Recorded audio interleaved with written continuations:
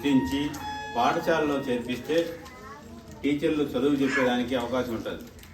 మీరేదో ఊరికో లేదంటే పనికి పోతానో పిల్లల్ని కూడా పట్టుకుపోతే మీకు కూడా టీచర్ రావాలంటే రాలేదు.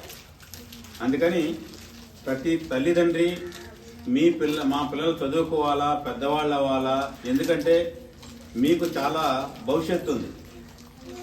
నేను చిన్న ఈ వయసులో ఉన్నప్పుడు చూస్తే ఎక్కడ చూసినా పనిచేసే వాళ్ళు, వర్కర్లు ఎక్కువ ఉన్నారు. ఇప్పటికీ నాకు ఇంత అంటే దాదాపు ఒక 50 ఇయర్స్లో ఎంత మారిందంటే అప్పుడు పనివాళ్ళు ఎక్కువ, ఇప్పుడు పనివాళ్ళు తక్కువ. అప్పుడు యంత్రాలు అసలు లేవు, ఇప్పుడు యంత్రాలు ఉన్నాయి. కాబట్టి ఇంకా ముందు ఉండే కాలంలో మీరు రేపటి భారత పౌరులు కాబట్టి మీరందరూ కూడా రేపు పెద్దవాళ్ళు అయిన తర్వాత ఈ మనుషులకు పని ఉండదు, ప్రతిదీ యంత్రంతోనే ఉంది. కాబట్టి ఇప్పుడు AI అనే ఒక టెక్నాలజీ వచ్చింది. మీరు ఎట్లా ఉన్నారో అదే విధంగా మిమ్మల్ని క్రియేట్ చేస్తారు. మీరు చేసేటువంటిది చదువు కానీ పని కానీ ఏది కూడా AI మిషన్ ద్వారా తయారు చేస్తారు.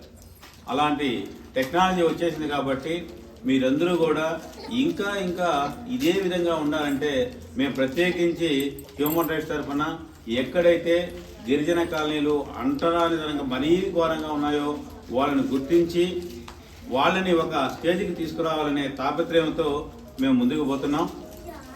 అందుకని అందులో భాగంగా నేను MAO గారికి కూడా చెప్తున్నాను, ఈ గిరిజన పాఠశాలలో ఎక్కడైతే బాగా చదువుకొని రెగ్యులర్గా స్కూల్కి అందరూ వస్తుంటారో మా హ్యూమన్ రైట్స్ కమిటీ వాళ్ళందరూ కూడా ఒక నిర్ణయం తీసుకున్నాం. ఏంటంటే కొన్ని పాఠశాలను గుర్తించి ఆడుకునే కిట్స్ ఇవ్వాలని మేము అనుకొని ఉన్నాము. కాబట్టి ఇది ఎవరి దగ్గర డబ్బులు తీసుకొని ఇచ్చేది కాదు. మా హ్యూమన్ రైట్స్ మెంబర్స్ మాత్రమే వాళ్ళకు తోచినంత, ఇది డిమాండ్ కాదు, తోచినంత వేసుకొని మీకు అందరికి కూడా స్కూల్కి రెగ్యులర్గా కానీ వస్తూ ఉంటే మీకు ఆడుకునేదానికి ఒక కిట్ కూడా ఇస్తారు ఈ స్కూల్కి. అది కాబట్టి మీరందరూ కూడా రెగ్యులర్గా స్కూల్కి రావాలా, వచ్చేదానికి తల్లిదండ్రులు సహకరించాలా. మీరు బాగా చదువుకొని ఫ్యూచర్లో బాగా ఇంకా ముందుకెళ్ళాలా. మీరు పై చదువులు చదవాలంటే మీకు ఏదైనా కాలేజీల్లో లేదా ఏదైనా స్కూల్స్లో చేరాలంటే సలహాలు సంప్రదింపులు కావాలన్నా